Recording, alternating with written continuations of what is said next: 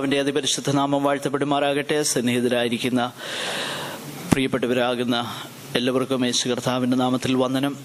ഈ രാത്രിയിലും ദൈവവചനം പഠിപ്പാൻ കർത്താവ് നമ്മെ ഒന്നിച്ച് കൂട്ടിവരുത്തിയതോർത്തും കടന്നു വന്ന നിങ്ങളെ എല്ലാവരെയും ഓർത്ത് ദൈവത്തെ സ്തുതിക്കുന്നു. കർത്താവ് നമ്മെ തുടർന്ന് തിരുവചനം ധ്യാനിപ്പാനും അത് നമ്മുടെ ആത്മീയ ജീവിതത്തിന് അനുഗ്രഹപ്രദമായിരിക്കേണ്ടതിന് കാരണമാകേണ്ടതിനും നമ്മെ തന്നെ ദൈവസന്നിധാനത്തിൽ നമുക്ക് സമർപ്പിക്കാം.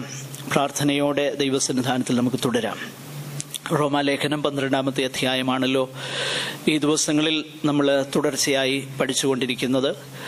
12-ാമത്തെ അധ്യായം എന്നുള്ളത് തന്നെ 12 മുതലുള്ളതാകുന്ന അധ്യായങ്ങൾ ഞാൻ കഴിഞ്ഞ ആഴ്ചയിൽ ഓർപ്പിച്ചതുപോലെ ഇതുവരെ പറഞ്ഞു വന്നതാകുന്ന ആ ഉപദേശത്തോടുള്ള ബന്ധത്തിൽ അതിൻ്റെ പ്രായോഗികമാകുന്ന അതിൻ്റെ ആപ്ലിക്കേഷനാണ് പൗലോസ് പറയുന്നത്.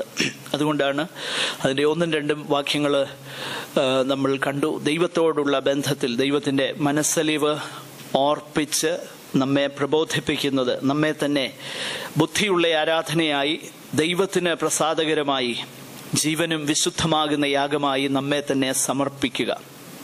അങ്ങനെ കോൺസിക്രേറ്റഡ് ആയിട്ട് സമർപ്പിക്കപ്പെട്ടവരായിട്ട് ജീവിക്കുന്ന ആരാധന കഴിക്കുന്നവരായി ഉള്ളവരുടെ അന്യോന്യമുള്ളതാകുന്ന മനോഭാവത്തെക്കുറിച്ചാണ് അടുത്ത വാക്യങ്ങളിൽ വളരെ പ്രായോഗികമായിട്ട് പൗലോസ് വിശദീകരിക്കുന്നത്. അങ്ങനെ നമ്മെ തന്നെ വിലയിരുത്തുന്നതിനോടുള്ള ബന്ധത്തിൽ 2 കാര്യങ്ങളുടെ അടിസ്ഥാനത്തിൽ അത് ചെയ്യണമെന്ന് പൗലോസ് പറഞ്ഞു. ഒന്ന്, ദൈവത്തിൻ്റെ കൃപയുടെ അടിസ്ഥാനത്തിൽ, ദൈവം നമുക്ക് നൽകിയ അല്ലെങ്കിൽ സുവിശേഷത്തിൻ്റെ അടിസ്ഥാനത്തിൽ, according to in reference to our faith എന്ന് പറയുമ്പോൾ അവിടെ ആ വിശ്വാസ പ്രമാണത്തെ അല്ലെങ്കിൽ സുവിശേഷത്തെയാണ് അർത്ഥമാക്കുന്നത്.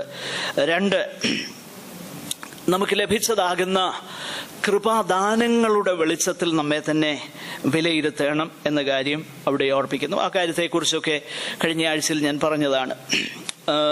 അങ്ങനെ പറയുന്നതിനോടുള്ള ബന്ധത്തിൽ തുടർന്നുള്ളതാകുന്ന വാക്യങ്ങളിൽ വിശേഷിച്ച് 7 മുതലുള്ളതാകുന്ന അല്ലെങ്കിൽ 6 മുതലുള്ളതാകുന്ന വാക്യഭാഗത്ത് പൗലോസ് ചില കൃപാദാനങ്ങളുടെ ഒരു സാമ്പിൾ ലിസ്റ്റ് അവിടെ കൊടുക്കുകയാണ്.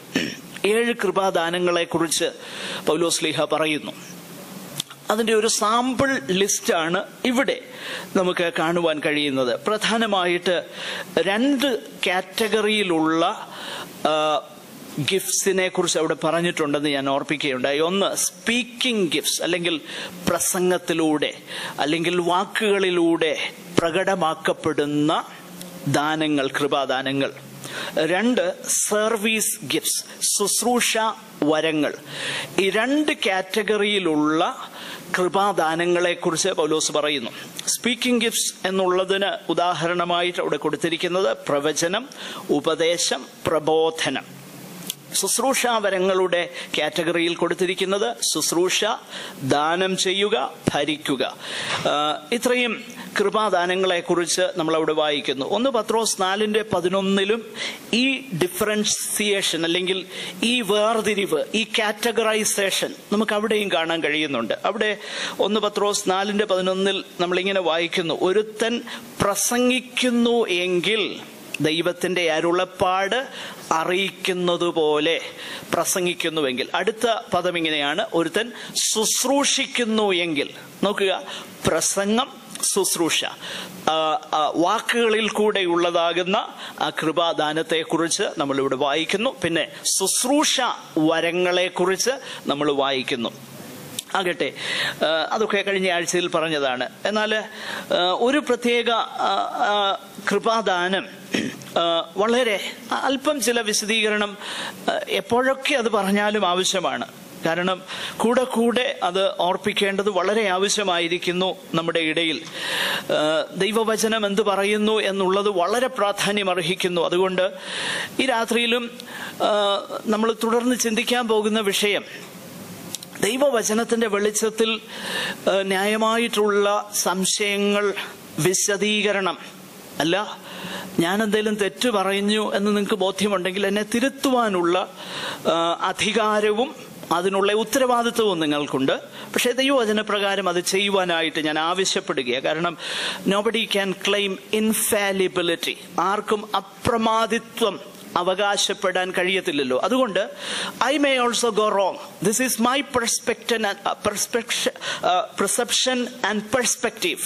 എൻ്റെ കാഴ്ചപ്പാടാണ് അത്. ദൈവവചന പ്രകാരം എനിക്കതാണ് മനസ്സിലാക്കാൻ കഴിഞ്ഞത്. എൻ്റെ മനസ്സിലാക്കുന്നതിൽ എന്തെങ്കിലും തെറ്റുപറ്റിയുണ്ട് എന്ന് ചൂണ്ടിക്കാണിച്ചാൽ നിശ്ചയമായിട്ടും ദൈവവചന പ്രകാരം അത് അംഗീകരിപ്പാൻ ഞാൻ തയ്യാറായിരിക്കും എന്നുള്ള കാര്യം പ്രാരംഭമായി നിങ്ങളോട് ഞാൻ പറയുന്നു. ദൈവം നമ്മളെ സഹായിക്കുമാറാകട്ടെ. കാരണം നമ്മുടെ ഒബ്ജക്റ്റ് എന്നുള്ളത് ഏതെങ്കിലും ഒരു കാര്യം ഖണ്ഡിക്കാനോ ഏതെങ്കിലും മറ്റൊരു കാര്യം സ്ഥാപിക്കാനോ അല്ല.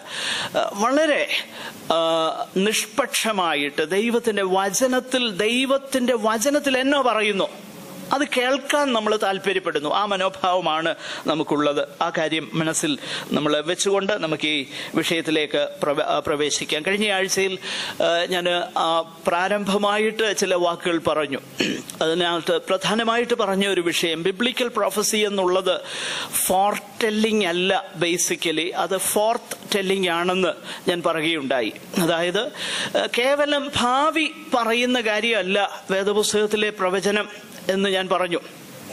നേരെ മറിച്ച് അത് ദൈവം വിഷയങ്ങളെ എങ്ങനെ കാണുന്നുവോ അത് മനുഷ്യരോട് അറിയിക്കുന്നതാണ് വേദപുസ്തകത്തിലെ പ്രവചനം. അപ്പൊ ദൈവം വിഷയങ്ങളെ കാണുന്ന നിലയിൽ അത് അറിയിക്കുമ്പോൾ it has got an element of future in it. ഉദാഹരണത്തിന് ദൈവം വിഷയങ്ങളെ കാണുമ്പോൾ, ഉദാഹരണമായിട്ട് പഴയ നിയമം നമ്മൾ പരിശോധിച്ചാൽ യെരമ്യാവിന്റെ കാലത്തെ എല്ലാ പ്രവാചകന്മാരും പറഞ്ഞു സമാധാനം സമാധാനം എന്ന് പറഞ്ഞു. ഉടനെ യെരമ്യാവ് പറഞ്ഞ എന്നാന്നറിയാവോ? ഇവര് സമാധാനം സമാധാനം എന്ന് പറഞ്ഞ് എന്റെ ജനത്തിൻ പുത്രിയുടെ മുറിവിന് ലഘുവായി ചികിത്സിക്കുന്നെന്നാ യെരമ്യാവ് പറഞ്ഞത്. എന്നിട്ട് പറഞ്ഞു സമാധാനമല്ല, വാളാ വരാൻ പോകുന്നത്, ബാബിലോണിലെ രാജാവ് ഇതാ വരാൻ പോകുന്നു. നിങ്ങൾ ചിന്തിക്കുന്നത് പോലെ വിഷയം അത്ര ക്ലിയർ അല്ല. അതാ യെരമ്യാവ് പറഞ്ഞത്. അവര് പറഞ്ഞു യഹോവയുടെ ആലയം, യഹോവയുടെ മന്ദിരം, 7-ാം അധ്യായം, യഹോവയുടെ മന്ദിരം, യഹോവയുടെ മന്ദിരം എന്നൊക്കെ പറഞ്ഞ് അതിൽ ഊറ്റം കൊള്ളുകയും. എന്താ അങ്ങനെ പറഞ്ഞതിൽ? അവര് ഊറ്റം കൊണ്ട വിഷയം, അവിടെ യാഗം നടക്കുന്നുണ്ട്, അവിടെ പെരുന്നാളുകൾ നടക്കുന്നുണ്ട്, ഇതെല്ലാം മൊറ പോലെ നടക്കുന്നുണ്ട്, അവിടെ യഹോവയുടെ സാന്നിധ്യമുണ്ടെന്ന് അവർ അവകാശപ്പെടുന്നു, ഇതെല്ലാം നടക്കുന്നുണ്ടല്ലോ. അപ്പൊ യഹോവയുടെ മന്ദിരം ഇവിടെ ഉള്ളിടത്തോളം കാലം ആർക്കും ഒന്നും ചെയ്യാൻ കഴിയത്തില്ല എന്നുള്ളതാകുന്ന, നിശ്ചയമായിട്ടും ദൈവിക സാന്നിധ്യം നടുവിലുണ്ടെങ്കിൽ ചെയ്യാൻ കഴിയത്തില്ല. പക്ഷെങ്കിൽ അവർക്കൊരു ഫോൾസ് സെക്യൂരിറ്റി ഉണ്ടായി. അവരുടേതാകുന്ന പ്രവൃത്തികളിൽ, അവരുടേതാകുന്ന സ്വയ ആശ്രയത്തിൽ, മിഥ്യാധാരണയിൽ they took everything for granted. അപ്പൊ യെരമ്യാ പറയുക അങ്ങനല്ല കാര്യങ്ങൾ വ്യത്യസ്തമാണ്. നിങ്ങൾ ചിന്തിക്കുന്നത് പോലെയല്ല, ദൈവം കാണുന്നത് അങ്ങനെയല്ല. അത് കഴിഞ്ഞ് യെരമ്യാവിന്റെ പ്രവചനത്തിൽ തന്നെ നമ്മൾ കാണുന്നു, കുറച്ച് കഴിഞ്ഞപ്പം ബാബിലോണിലെ രാജാവ് വന്ന് പ്രവാസികളായിട്ട് കുറച്ചുപേരെ കൊണ്ടുപോയി കഴിഞ്ഞു. യെരമ്യാവും ചുരുക്കം ചിലര് ദേശത്ത് ശേഷിച്ചു. ആ സന്ദർഭത്തിൽ, അല്ലെങ്കിൽ ആ പ്രത്യേക ബാബിലോണിലെ രാജാവ് ആ യെരുശലേമിന് ചുറ്റും വാടകോരി അവരെ നിരോധിപ്പാനായി അവിടെ കിടക്കുമ്പോ ദൈവം യെരമ്യാവിനോട് പറയുക, നീ പോയിട്ട് ഇന്ന ഭൂമി മേടിക്കണം, അത് ഡീഡ് ഉണ്ടാക്കണം, അത് ചെയ്യേണ്ടതുപോലെയൊക്കെ നീ ചെയ്ത് ഈ കാര്യങ്ങളെല്ലാം ചെയ്യണം. ഉടനെ ദൈവത്തോട് ചോദിച്ച ഒരു കാര്യം, കർത്താവേ എന്നായി പറയുന്നേ? ബാബിലോണിലെ രാജാവ് ഇവിടെ വന്ന് വാതുക്കെ കിടക്കുക, അവൻ ഈ ജനത്തെ മുഴുവൻ പ്രവാസികളാക്കി കൊണ്ടുപോകുന്നതാ ഞാൻ കാണുന്നത്. ഉടനെ കർത്താവ് പറയുന്ന വിഷയം എന്താണെന്നറിയോ? നോ, ഇനിയും ഇവിടെ ഭൂമി വിൽക്കുകയും വാങ്ങുകയും ചെയ്യും. എന്നിട്ട് കർത്താവ് പറയാ, is there anything too hard for me? എനിക്ക് അസാധ്യമായി വല്ല കാര്യവും ഉണ്ടോ? നോക്കിക്കേ, മനുഷ്യൻ കാണുന്നത് പോലെയല്ല ദൈവം കാണുന്നത് കാര്യങ്ങൾ. മനുഷ്യൻ കാണുന്നതിൽ നിന്നും വ്യത്യസ്തമായിട്ടാണ് ദൈവം കാണുന്നത്. അപ്പോൾ ദൈവം കാണുന്നത് എന്താണെന്ന് മനസ്സിലാക്കി യിരെമ്യാവ് പറയുന്നത്, യഹോവയുടെ ആലോചന സഭയിൽ നിന്ന്, ഞാൻ അതിനെക്കുറിച്ചൊക്കെ പിന്നീട് വഴിയെ സന്ദർഭവശാൽ പറയാം, നിന്നിട്ട് യഹോവയുടെ അരുളപ്പാട് കേട്ടിട്ട് യഹോവ കാണുന്നത് പോലെയും യഹോവ യഥാർത്ഥത്തിൽ എന്താണ് വിഷയമെന്ന് മനസ്സിലാക്കുന്നത് പോലെയും മനുഷ്യരോട് പറയുവാൻ കഴിയുന്നതാണ് ബിബ്ലിക്കൽ പ്രൊഫസി. മനസ്സിലായോ? അല്ലാതെ വെറുതെ ഭാവി പറയുന്നതല്ല ബിബ്ലിക്കൽ പ്രൊഫസി. അത് നമ്മൾ ആദ്യം തന്നെ മനസ്സിൽ അങ്ങ് ആഴമായി പതിയണം. കേവലം ഭാവി പറയലല്ല ബിബ്ലിക്കൽ പ്രൊഫസി. അതിനെക്കുറിച്ച് പുതിയ നിയമത്തിൽ നിന്നും പഴയ നിയമത്തിൽ നിന്നും ഒരുപാട് വിശദീകരണം തരുവാൻ നമുക്ക് സാധിക്കും. ആ കാര്യത്തെക്കുറിച്ച് നമുക്ക് പിന്നീട് അല്പം ചില വാക്യങ്ങളൊക്കെ നമുക്ക് ചിന്തിക്കാം. ഒത്തിരി ബൃഹത്തായിട്ട് പറയാൻ നമുക്ക് കഴിയത്തില്ല, ഒരു പക്ഷേ അതിൻ്റെ ആവശ്യവുമില്ല. ഞാൻ അതിൻ്റെ ഒരു എസൻസ് പറഞ്ഞങ്ങ് മുൻപോട്ട് പോകാനാണ് താല്പര്യപ്പെടുന്നത്. അപ്പോൾ ആ കാര്യം നമ്മുടെ ഹൃദയത്തിൽ വെച്ചുകൊണ്ട് ഈ വിഷയത്തിലേക്ക് നമുക്ക് പ്രവേശിക്കാം. പുതിയ നിയമസഭയിൽ പ്രവാചകന്മാരെന്ന് വിളിക്കപ്പെട്ട അല്ലെങ്കിൽ പ്രവചിച്ചു എന്ന് പറയുന്ന അനേകരെ നമുക്ക് കാണാൻ കഴിയുന്നുണ്ട്. പ്രവാചകന്മാരെന്ന് വിളിക്കപ്പെടുകയും പ്രവചന വരം, ഗിഫ്റ്റ് ഓഫ് പ്രോഫസി എക്സർസൈസ് ചെയ്യുകയും ചെയ്ത പലരെയും നമുക്ക് കാണാൻ കഴിയുന്നുണ്ട്. ചില ഉദാഹരണങ്ങളൊന്ന് ശ്രദ്ധിച്ചാൽ, അപ്പോസ്തല പ്രവൃത്തിയിൽ പ്രമുഖനാകുന്ന ഒരു പ്രവാചകനുണ്ട്. അഗബാസ് എന്നാണ് അദ്ദേഹത്തിന്റെ പേര്. അദ്ദേഹത്തെ കുറിച്ച് അപ്പോസ്തല പ്രവൃത്തി 11-ാം അധ്യായം 27-28 വാക്യങ്ങളിൽ ഉണ്ട്. 21-ാം അധ്യായം 10 മുതൽ 11 വാക്യങ്ങളിലും അദ്ദേഹത്തെ കുറിച്ച് റെഫറൻസ് ഉണ്ട്. അഗബാസ്. യൂദ എന്നും ശീലാസ് എന്നും പേരുള്ള പ്രവാചകന്മാരെ കുറിച്ച് അപ്പോസ്തല പ്രവൃത്തി 15:32 നമ്മൾ വായിക്കുന്നു. യൂദായും ശീലാസും പ്രവാചകന്മാർ ആകൊണ്ട് എന്ന് നമ്മൾ വായിക്കുന്നു. അപ്പോസ്തല പ്രവൃത്തി 21:8-9 വാക്യങ്ങളിൽ ഫിലിപ്പോസിന്റെ 4 കന്യകമാരാകുന്ന പുത്രിമാരെ പ്രവാചകികളെന്ന് വിളിച്ചിട്ടില്ല, പ്രവചിക്കുന്നവർ എന്ന് വിളിച്ചിട്ടുണ്ട്. പ്രവചിക്കുന്നവർ. അപ്പോൾ ഗിഫ്റ്റ് ഓഫ് പ്രോഫസി എക്സർസൈസ് ചെയ്യുന്നതും പ്രവാചകന്മാരെന്ന് വിളിക്കപ്പെട്ടതിനും ഒരു ഡിസ്റ്റിങ്ഷൻ പുതിയ നിയമത്തിലുണ്ട്. അതിനെക്കുറിച്ചൊക്കെ പിന്നീട് അല്പം വിശദമാക്കാം. ആകട്ടെ, ഈ പറയപ്പെട്ടതാകുന്ന പ്രവാചകന്മാരെന്ന് വിളിക്കപ്പെട്ടവരും പ്രവചന വരം എക്സർസൈസ് ചെയ്ത, പ്രവചന വരം ഉപയോഗിച്ച ആദിമ സഭയിലുള്ളവരും ഇനിയും ഞാൻ പറയുവാൻ പോകുന്ന പ്രവാചകന്മാരും തമ്മിൽ അല്പം വ്യത്യാസമുണ്ട്. അത് ദയവായിട്ട് നമുക്കൊന്ന് ശ്രദ്ധിക്കാം. എന്താണ് ഇനി ഞാൻ പറയാൻ പോകുന്ന വിഷയം? എഫേസ്യ ലേഖനം 2-ാം അധ്യായം അതിൻ്റെ 20-ാം വാക്യവും 3-ാം അധ്യായം അതിൻ്റെ 5-ാം വാക്യവും ദയവായിട്ട് ഒന്ന് വായിക്കണം. എന്തുകൊണ്ടാ വ്യത്യാസം എന്നുള്ളത് ഞാൻ പറയാം. അതിനു മുൻപേ ഈ വാക്യങ്ങളൊന്ന് വായിക്കാം.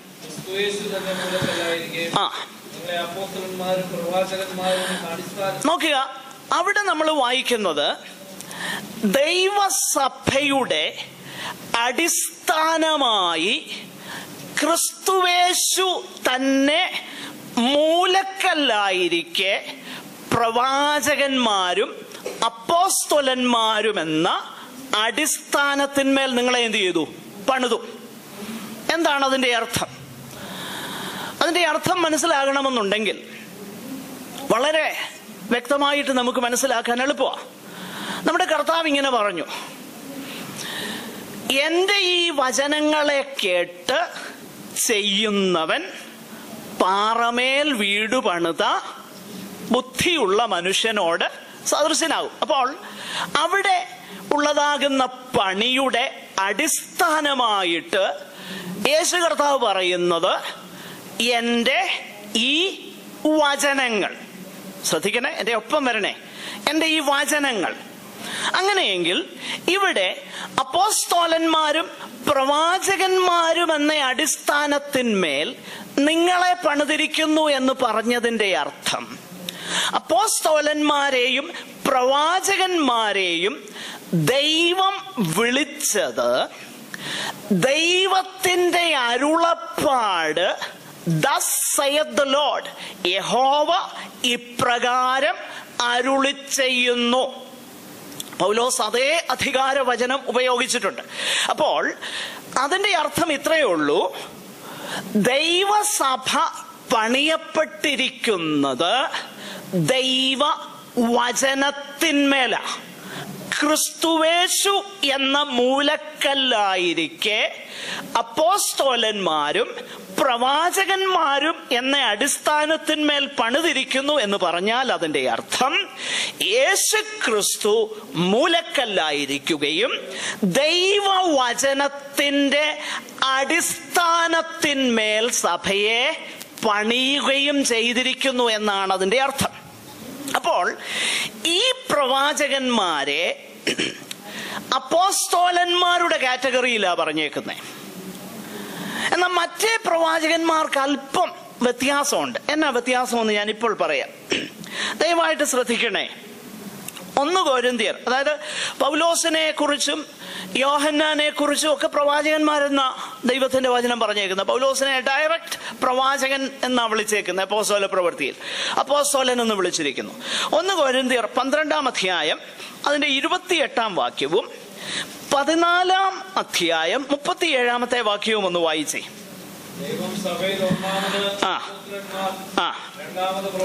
രണ്ടാമത് പ്രവാചകന്മാർ ആകട്ടെ. ഇനിയും അതിന്റെ 14-37.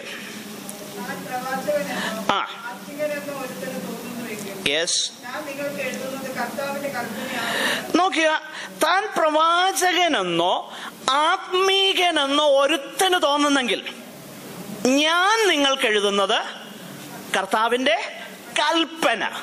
അപ്പൊ കർത്താവിന്റെ കൽപ്പനയും പ്രവചന ശുശ്രൂഷ എക്സർസൈസ് ചെയ്യുന്നതിലൂടെ ലഭിക്കുന്ന വാക്കുകളും തമ്മിൽ വ്യത്യാസമുണ്ട്. ഇനിയും ഒരു വാക്യം കൂടെ വായിക്കണേ. 1 കൊരിന്ത്യർ 14-29 ഒന്ന് വായിച്ചേ. 14:29. നോക്കിക്കേ, പ്രവാചകന്മാര് സംസാരിക്കട്ടെ, മറ്റുള്ളവരെന്ത് ചെയ്യണം? വിവേചിക്കട്ടെ. എന്നാൽ 1 തെസ്സലോനിക്കർ 5:19 ഒന്ന് വായിച്ചേ. പ്രവചന വര ശുശ്രൂഷയിൽ കൂടെ കിട്ടുന്ന അരുളപ്പാടുകളോ അല്ലെങ്കിൽ വാട്ടവർ, അതിനെ എന്ത് ചെയ്യാനാ പറഞ്ഞേക്കുന്നേ? വിവേചിക്കാൻ പറഞ്ഞു. പക്ഷെങ്കിൽ ദൈവവചനത്തെയോ 1 തെസ്സലോനിക്കർ വായിച്ചു. ആത്മാവിനെ കെടുക്കരുത്. നോക്കുക, പ്രവചനം തുച്ഛീകരിക്കരുത്, പക്ഷെ സകലവും ശോധന ചെയ്ത് എന്ത് ചെയ്യണം? അപ്പൊ പ്രവചന വര ശുശ്രൂഷയിൽ കൂടെ ലഭിക്കുന്നതിനെ ശോധന ചെയ്യുകയും ദൈവവചനം ഞാൻ നിങ്ങൾക്ക് എഴുതുന്നത് കർത്താവിന്റെ കൽപ്പന എന്നവൻ അറിഞ്ഞുകൊള്ളട്ടെ, അതിനെ ശോധന ചെയ്യാൻ പറഞ്ഞിട്ടില്ല. മനസ്സിലായോ? അപ്പം ആ അടിസ്ഥാനത്തിന്മേൽ പണിതിരിക്കുന്നു. അപ്പോസ്തലന്മാരും പ്രവാചകന്മാരും എന്ന അടിസ്ഥാനത്തിന്മേൽ പണിതിരിക്കുന്നു എന്ന് പറഞ്ഞ പ്രവാചകന്മാരും ഈ പറഞ്ഞ പ്രവാചകന്മാരും രണ്ടും രണ്ടാ. മനസ്സിലായോ? അത് ഒന്നുകൂടെ പറയണോ? അപ്പോസ്തലന്മാരും പ്രവാചകന്മാരും ആ അടിസ്ഥാനത്തിന്മേൽ എന്ത് ചെയ്തിരിക്കുന്നു? ദൈവസഭ പണിതിരിക്കുന്നു. അപ്പോസ്തലന്മാരും എന്നുള്ളത് ദൈവത്തിന്റെ അരുളപ്പാടുകളെ പ്രസ്താവിപ്പാൻ ദൈവം സവിശേഷമായി നിയോഗിച്ചവരാ. പുതിയ നിയമത്തോടുള്ള ബന്ധത്തിൽ ഈ അപ്പോസ്തലന്മാരെ പ്രവാചകന്മാരെന്നും വിളിച്ചിരിക്കുന്നു. എന്ന് പറഞ്ഞാൽ ദൈവം പറയുന്നത് ഇതിങ്ങനെ തന്നെ, അതിനൊരപ്പീലും ഇല്ല. മനസ്സിലായോ? പൗലോസ് എന്നാ പറയുന്നത്? ഞാൻ നിങ്ങൾക്ക് എഴുതുന്നത് കർത്താവിന്റെ കൽപ്പന, അതിനെ ശോധന ചെയ്യണ്ട. മനസ്സിലായോ? അതിനെ ശോധന ചെയ്യേണ്ട. അപ്പൊ അവരുടെ authority gift of prophecy exercise ചെയ്യുന്നതിന്റെ മുകളിലാണ്. അതിനെ ശോധന ചെയ്യാൻ പറ്റത്തില്ല. കാരണം അത് കേൾക്കുക, അനുസരിക്കുക, നോ ക്വസ്റ്റ്യൻസ് ആസ്ക്ഡ്. വേറാസ് ഈ പറയുന്ന 2-3 പേര് പ്രവചിക്കുകയും ബാക്കിയുള്ളവരെന്തോ ചെയ്യുകയും ചെയ്യണം? വിവേചിക്കുകയും ചെയ്യണം. നോക്കിയേ, അപ്പൊ അതിനെ എന്ത് ചെയ്യണം? വിവേചിക്കണം. അപ്പൊ ഇത് രണ്ടും രണ്ടാ. മനസ്സിലായോ? അപ്പോൾ ബിബ്ലിക്കൽ പ്രോഫറ്റ്സ്, അടിസ്ഥാനപരമായിട്ടുള്ള അപ്പോസ്തലന്മാർ, പ്രവാചകന്മാർ, പഴയ നിയമത്തിലെ പ്രവാചകന്മാർ, ഇവരാരും പറയുന്നതിനെ ചോദ്യം ചെയ്യാതെ അനുസരിക്കണം. അതേസമയം ദൈവസഭയിൽ ഗിഫ്റ്റ് ഓഫ് പ്രൊഫസിയെ ചോദ്യം ചെയ്യാതല്ല അനുസരിക്കേണ്ടത്, ചോദ്യം ചെയ്തനുസരിക്കണം. അതാ വ്യത്യാസം. മനസ്സിലായോ? അപ്പോൾ നമ്മൾ എന്ത് ചെയ്യണം? പ്രവചനം തുച്ഛീകരിക്കേണ്ട. അതേസമയം എന്ത് ചെയ്യണം? സകലവും ശോധന ചെയ്തിട്ട് നല്ലത് മുറുകെ പിടിക്കണം.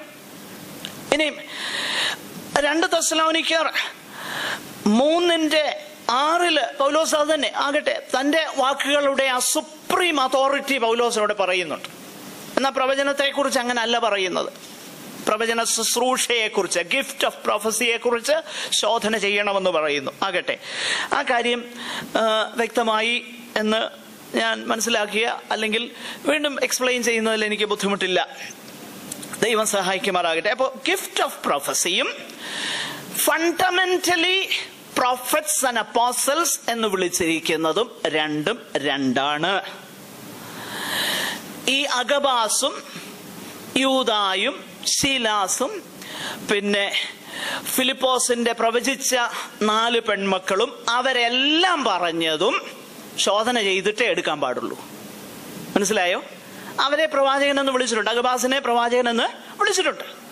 നമുക്ക് അതെല്ലാം ശോധന ചെയ്യണം. എന്നാൽ മറ്റേത് ശോധന. അപ്പോൾ അപ്പോസ്തലന്മാരും പ്രവാചകന്മാരും എന്ന അടിസ്ഥാനം എന്ന് പറഞ്ഞിരിക്കുന്നതും ബാക്കി പറഞ്ഞിരിക്കുന്ന യൂദായും ശീലാസും അങ്ങനെയുള്ള പ്രവാചകന്മാരും ഫിലിപ്പോസിന്റെ 4 പ്രവചിക്കുന്ന പെൺമക്കളും ഇവർ പറയുന്ന കാര്യങ്ങളും ശോധന ചെയ്യണം. മറ്റേത് ശോധന ചെയ്യണം. മറ്റു വാക്കി പറഞ്ഞാൽ വേദപുസ്തകം പറയുന്നതിന് മുകളിൽ ഒരപ്പീലില്ല, അതിന്റെ താഴെയുള്ളതെല്ലാം ശോധന ചെയ്തോണം. ഇത് ശോധന ചെയ്യണ്ട, ഇത് അതുപോലെ അങ്ങ് അംഗീകരിച്ചാൽ മതി. ഇതിനൊരു മാറ്റവും വേണ്ട. കാരണം ഇത് അങ്ങനെ പറഞ്ഞു വെച്ചേക്കുന്നതാ. ഇതിന് മോഡിഫിക്കേഷൻ വേണ്ട. There is no room for improvement. എത്ര വർഷമായി, എത്രയോ നൂറ്റാണ്ടുകളായി ഇതിനിപ്പോഴും ഇംപ്രൂവ്മെന്റ് വേണ്ട. അതിന്റെ ആവശ്യമില്ല, ഇന്നുവരെ ഉണ്ടായിട്ടില്ല. കാരണം ദൈവം യഥാവാനായി നിലനിൽക്കുന്നത് പോലെ സ്വർഗത്തിൽ എന്നേക്കും തിരുവചനം സ്ഥിരമായിരിക്കുകയാണ്. അതിന് മാറ്റമില്ല. ആകട്ടെ, ആ കാര്യം മനസ്സിൽ വെച്ചുകൊണ്ട് ഇന്നത്തെ നമ്മുടെ ആ ഗിഫ്റ്റ് ഓഫ് പ്രൊഫസി എന്നുള്ള കാര്യത്തെക്കുറിച്ച് നമുക്ക് തുടർന്ന് ചിന്തിക്കാം. ഗിഫ്റ്റ് ഓഫ് പ്രൊഫസി നിശ്ചയമായിട്ടും ഇന്നും ദൈവസഭയിൽ ഉണ്ട്. ഗിഫ്റ്റ് ഓഫ് പ്രൊഫസി അത് നമ്മൾ മനസ്സിലാക്കണം. അപ്പോൾ ആദ്യത്തെ കാര്യം നമ്മൾ കൺസിഡർ ചെയ്തു, അപ്പോസ്തലന്മാരും പ്രവാചകന്മാരും എന്നുള്ളതും ബാക്കി വിളിച്ചിരിക്കുന്ന പ്രവാചകന്മാരും ഗിഫ്റ്റ് ഓഫ് പ്രൊഫസി എക്സസൈസ് ചെയ്യുന്നതും രണ്ടും രണ്ടാ. ആ പ്രവാചകന്മാർ പറയുന്നത് ശോധന ചെയ്യണം, മറ്റേത് ശോധന ചെയ്യണ്ട. ഈ കാര്യം നമ്മൾ മനസ്സിലാക്കുന്നു. ഇപ്പോൾ ദൈവസഭയിൽ ആദിമ നൂറ്റാണ്ട് മുതൽ ഇന്നുവരെയും ദൈവം ഈ പ്രവചന വര ശുശ്രൂഷ, പ്രത്യേകമാകുന്ന ഇൻസൈറ്റ്, ഞാൻ പറഞ്ഞല്ലോ, ദൈവം കാണുന്നത് പോലെ കാര്യങ്ങളെ കാണാൻ കഴിയുന്ന പ്രത്യേക ഉൾക്കാഴ്ച ദൈവം തന്റെ വിശുദ്ധന്മാർക്കും വിശുദ്ധ മതികൾക്കും ഇന്നും നൽകും. അത് നൽകുകയും ചെയ്യുന്നു. ഒരുപക്ഷെ അത് ദൈവവചനത്തിലുള്ള സവിശേഷമാകുന്ന ഇൻസൈറ്റ് ആകാം. അതിൽ കൂടെ ദൈവം ആ ശുശ്രൂഷ എക്സർസൈസ് ചെയ്യുന്നത് ഞാൻ കണ്ടിട്ടുണ്ട്, അനുഭവിച്ചിട്ടുണ്ട്. സവിശേഷമാകുന്ന ഇൻസൈറ്റ്. ഒരു തിരുവചന ഭാഗം ഒരു പ്രത്യേക സാഹചര്യത്തിൽ വ്യക്തതയോടും കൃത്യതയോടും ആ കേൾക്കുന്ന വ്യക്തികളുടെ സാഹചര്യത്തോട് ബന്ധപ്പെടുത്തി വ്യക്തമായി അതിനെ പ്രയോഗത്തിലേക്ക് കൊണ്ടുവരുവാൻ ദൈവം അനേക വിശുദ്ധന്മാർക്ക് പ്രത്യേക കൃപ ഇന്നും നൽകുന്നുണ്ട്. അതുകൂടാതെ തന്നെ അല്ലാതെ തന്നെ പ്രത്യേകമായി ചില വിഷയങ്ങളെ കുറിച്ച് ദൈവത്തിൻ്റെ വചനത്തിലൂടെയോ അല്ലാതെയോ സംസാരിപ്പാൻ ദൈവസഭയെ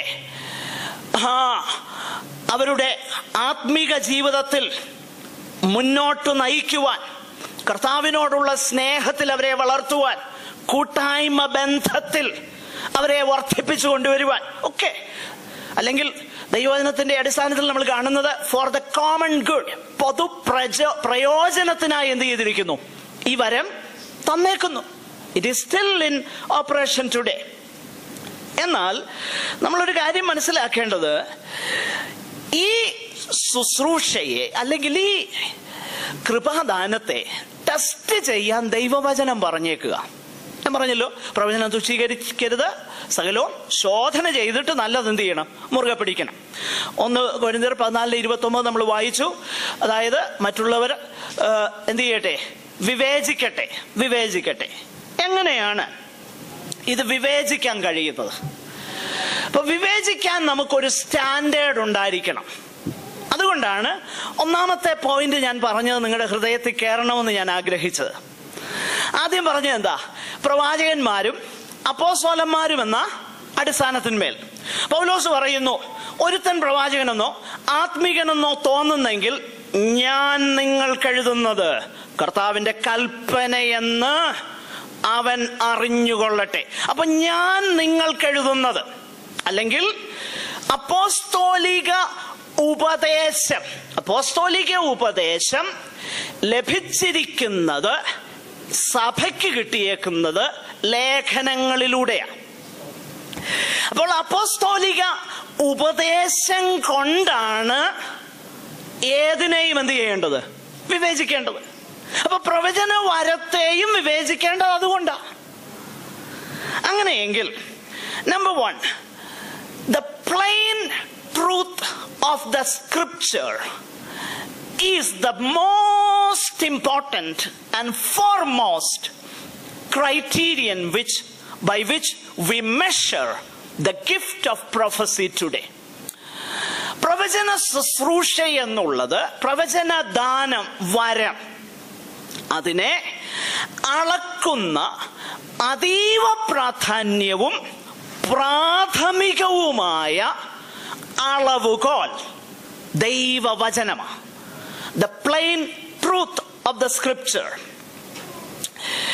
നമ്മൾ ഈ വായിച്ച വേദഭാഗം, അതായത് 12-ാം അധ്യായം 6-ാം വാക്യം തന്നെ നിങ്ങൾ ശ്രദ്ധിച്ചു നോക്കിയാൽ അവിടെ ഒരു കാര്യം വ്യക്തമായിട്ട് കാണാൻ കഴിയുന്നുണ്ട്. പ്രവചനം എങ്കിലോ എന്തിനൊത്തവണ്ണം ആയിരിക്കണം? വിശ്വാസത്തിനൊത്തവണ്ണം. അവിടെ വിശ്വാസത്തിനൊത്തവണ്ണം എന്ന് പറയുന്നത് അല്പം വിശദീകരണം ആവശ്യം. പൊതുവെ നമ്മൾ ചിന്തിക്കും വിശ്വാസത്തിനൊത്തവണ്ണം എന്ന് പറഞ്ഞു കഴിഞ്ഞാൽ ട്രസ്റ്റ് എന്ന മീനിങ് വിശ്വാസത്തിനുണ്ട്, ദൈവത്തിലുള്ള ആശ്രയം. എന്നാൽ വേദപുസ്തകത്തിൽ ഇവിടെയും ലേഖനങ്ങളിൽ മറ്റ് പലയിടങ്ങളിലും വിശ്വാസം എന്നുള്ളതിന് ട്രസ്റ്റ് എന്ന അർത്ഥമല്ലാതെ നമ്മുടെ വിശ്വാസ പ്രമാണത്തിന് അല്ലെങ്കിൽ സുവിശേഷത്തിന്, ദൈവവചനത്തിന് വിശ്വാസം എന്ന ഒരു വാക്കുകൊണ്ട് വ്യക്തമാക്കുന്നുണ്ട്. 1-2 വാക്യങ്ങൾ വായിക്കണമേ. ഗലാത്യ ലേഖനം അതിന്റെ 1:23, യൂദായുടെ ലേഖനം 3-ാം വാക്യം 20-ാം വാക്യം. ഗലാത്യ ലേഖനം 1:23, യൂദായുടെ ലേഖനം 3 അതിന്റെ 20-ാമത്തെ വാക്യം.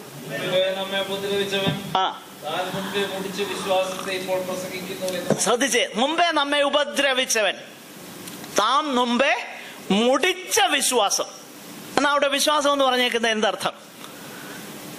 അർത്ഥം? സുവിശേഷം അല്ലെങ്കിൽ ക്രിസ്തുമാർഗം, അതാണ് വിശ്വാസം. ശ്രദ്ധിക്കണേ, അവിടെ വിശ്വാസം എന്ന വാക്കിന്റെ അർത്ഥം അതാ. യൂദായുടെ ലേഖനം 3-ാം വാക്യം. ആ ആ ആ ആ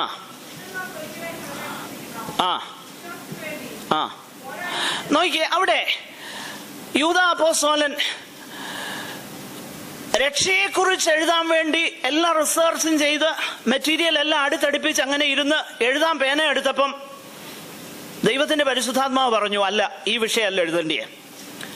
വിശുദ്ധന്മാർക്ക് ഒരിക്കലായി ഭരമേൽപ്പിച്ച അതിവിശുദ്ധ വിശ്വാസം, അത് ട്രസ്റ്റ് എന്ന അർത്ഥമല്ല.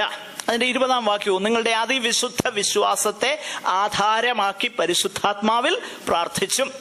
ഓക്കെ, അപ്പോൾ ഇവിടെ 12-ാമത്തെ അധ്യായം 6-ാം വാക്യത്തിൽ പ്രവചനം എങ്കിലോ വിശ്വാസത്തിനൊത്തവണ്ണമെന്ന് പറഞ്ഞാൽ അതിന്റെ അർത്ഥം പ്രവചനവരം നിങ്ങൾ എക്സർസൈസ് ചെയ്യുമ്പോൾ make sure it agrees with the faith. അതാണ് അതിന്റെ അർത്ഥം.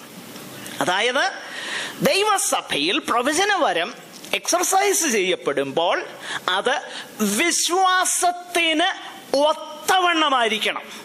അതാണ് അതിന്റെ സ്റ്റാൻഡേർഡ്.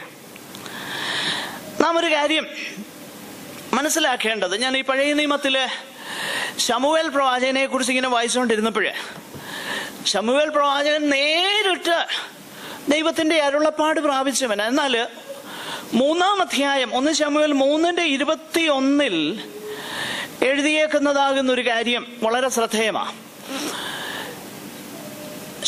ആ വാക്യം ഒന്ന് വായിക്കാമോ?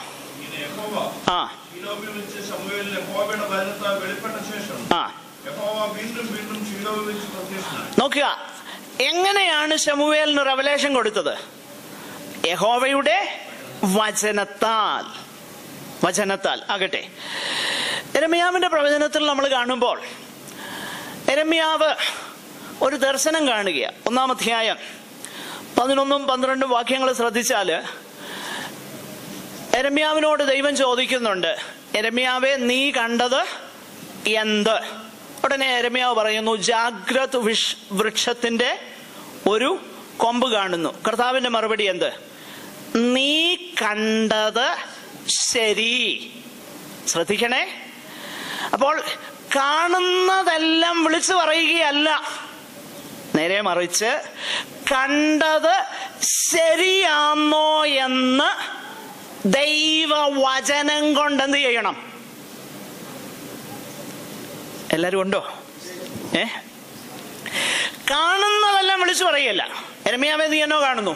ഞാൻ ഇന്നതാ കണ്ടത്. കർത്താവ് പറയുന്ന, നീ കണ്ടത് ശരി.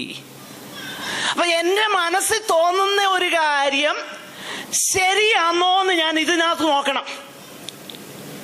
മനസ്സിലാവുന്നുണ്ടോ പറയുന്നത്? എന്റെ മനസ്സിൽ പല കാര്യങ്ങൾ തോന്നും.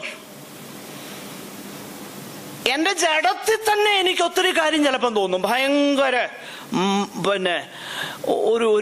ഒരു എന്തോ പറയുന്നേ, ഈ ചില ഹോളിയർ ദാൻ ദൗ ആറ്റിറ്റ്യൂഡൊക്കെ എൻ്റെ ഹൃദയത്തിൽ കുറച്ച് ദിവസം ഞാൻ ഉപവസിക്കുകയും പ്രാർത്ഥിക്കുകയും ഒക്കെ ചെയ്തു കഴിയുമ്പം തന്നെ എനിക്കൊരു പ്രത്യേക, ശരിയായ ഉപവാസവും പ്രാർത്ഥനയല്ല, ഉപവാസവും പ്രാർത്ഥനയെ അതിൽ തന്നെ ഒരു ഒരു ഒരു ഒരു എന്തുവാ ഒരു പ്രവൃത്തിയായിട്ടൊക്കെ ഊറ്റം കൊള്ളുന്ന നിലയിലേക്ക് ഞാൻ പോയി കഴിഞ്ഞാൽ 10 ദിവസം ഉപവസിച്ച് കഴിയുമ്പോൾ എനിക്ക് തോന്നും മറ്റുള്ളവരെല്ലാം എന്നെക്കാളും. പിന്നെ എൻ്റെ മനസ്സിൽ തോന്നുന്നതെല്ലാം എന്താ? എൻ്റെ മനസ്സിൽ തന്നെ ചിലത് എനിക്ക് തോന്നും. നോ, യെരമ്യാവേ, നീ എന്നാ കാണുന്നത്? ഞാനിതാ കർത്താവേ കാണുന്നത്. യെസ്, നീ കണ്ടത് ശരി. നോക്കിയേ, ഇത് നമ്മൾ മനസ്സിലാക്കണം.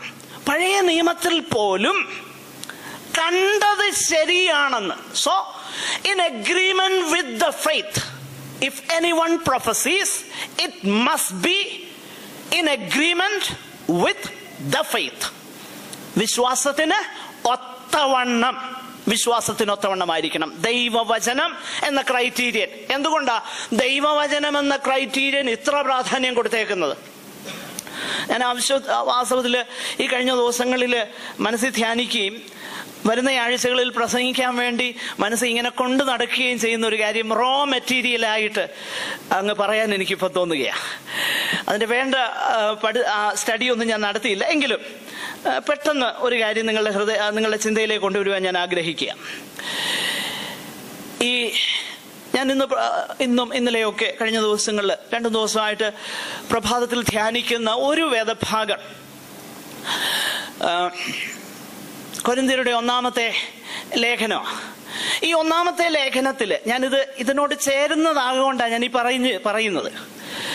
ഒന്നാമത്തെ ലേഖനത്തിൽ അതിൻ്റെ 3-ാം അധ്യായത്തിലേക്ക് വരുമ്പോൾ ആദ്യം പൗലോസ് അവിടെ അവരെ പല കാര്യങ്ങൾ പറഞ്ഞ് ക്രിസ്തു വിഭാഗിക്കപ്പെട്ട് ഈ കാര്യമൊക്കെ പറഞ്ഞു വന്ന് ക്രിസ്തു വിഭാഗിക്കപ്പെട്ടില്ലെന്നും നിങ്ങൾ നേതാക്കന്മാരുടെ പേരിൽ അങ്ങോട്ടും ഇങ്ങോട്ടും വഴക്കുണ്ടാക്കരുതെന്നും ഒക്കെ പറഞ്ഞു വരുന്ന കൂട്ടത്തിൽ 3-ാം അധ്യായത്തിലേക്ക് വരുമ്പോൾ 3 സാദൃശ്യങ്ങൾ ദൈവസഭയെക്കുറിച്ച് നാം പറയുന്നുണ്ട്. 3 സാദൃശ്യങ്ങൾ. ഒന്നാമത്തെ സാദൃശ്യം ഇതാ: നിങ്ങൾ ദൈവത്തിന്റെ കൃഷി, ഞങ്ങൾ ആരാ? കേവലം വേലക്കാരാ. അപ്പൊ പൗലോസ് പറയുന്നതിന്റെ ആശയം ഇതാ: ഞങ്ങൾ കേവലം വേലക്കാര് മാത്രമാ, നിങ്ങൾ കൃഷിയുമാ. അതുകൊണ്ട് വേലക്കാരാകുന്ന ഞങ്ങൾ ഏതുമില്ല, നടുന്നവനും നനയ്ക്കുന്നതും ഏതുമില്ല, വളരുമാനാക്കുന്ന ദൈവം. അതുകൊണ്ട് ഞങ്ങളുടെ പേരിൽ നിങ്ങൾ എന്ത് ചെയ്യരുത്? പക്ഷം പിടിച്ച് വഴക്കുണ്ടാക്കരുത്. അതാ പൗലോസ് പറയുന്നതിന്റെ അർത്ഥം. നിങ്ങൾ ദൈവത്തിന്റെ കൃഷി, ഞങ്ങൾ ദൈവത്തിന്റെ കൂട്ടുവേലക്കാരാ. ഞങ്ങൾ ഓരോരുത്തരും ലഭിച്ച കൃപയ്ക്കത്തോണ്ട് ഞങ്ങൾ അങ്ങ് പണിയുകയാണ്, ഞങ്ങൾ നടുകയാ. ഒരുത്തൻ നടുന്നു, ഞാൻ നട്ടു. അപ്പല്ലോസ് വന്നിട്ട് എന്ത് ചെയ്തു?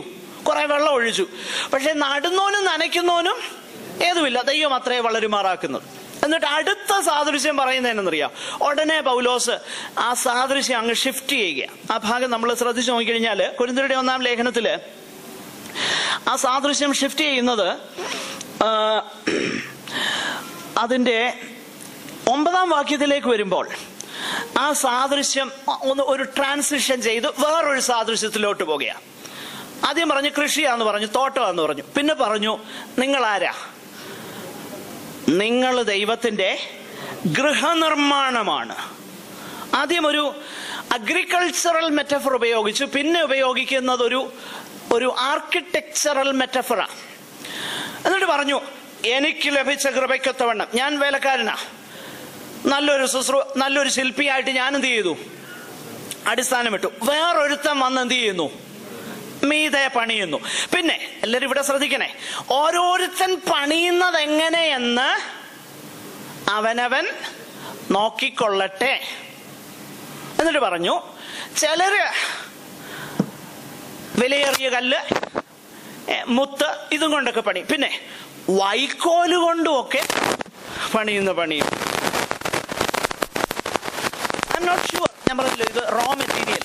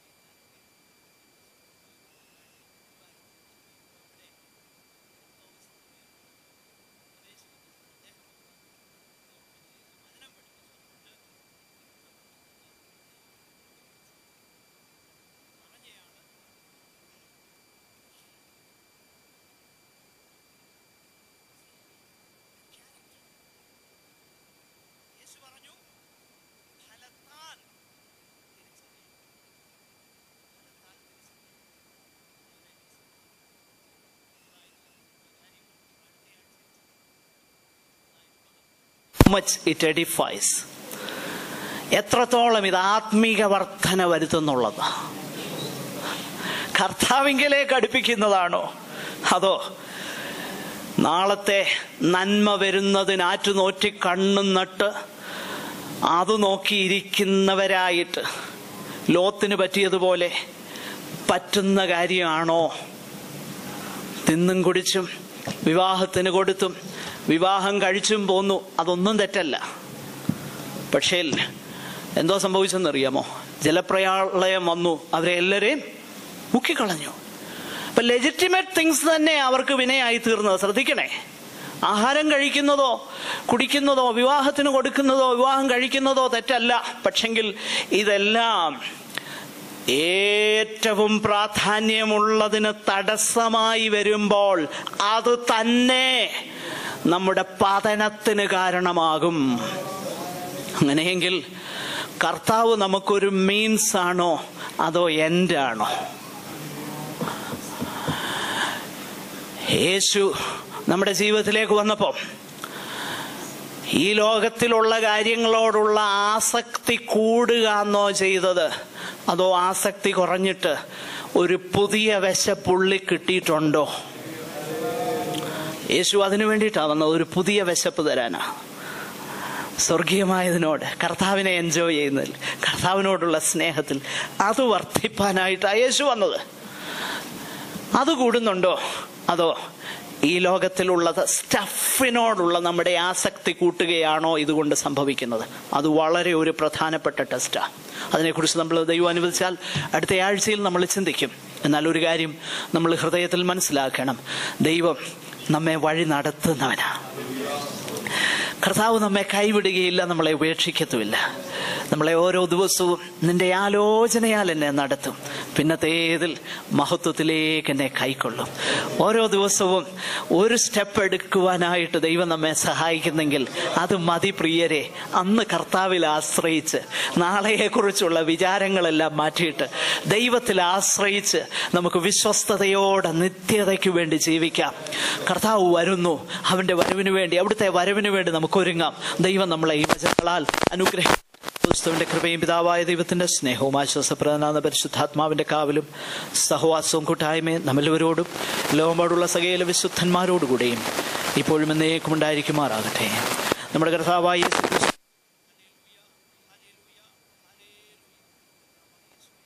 വരേണമേ. Thank you all. God bless.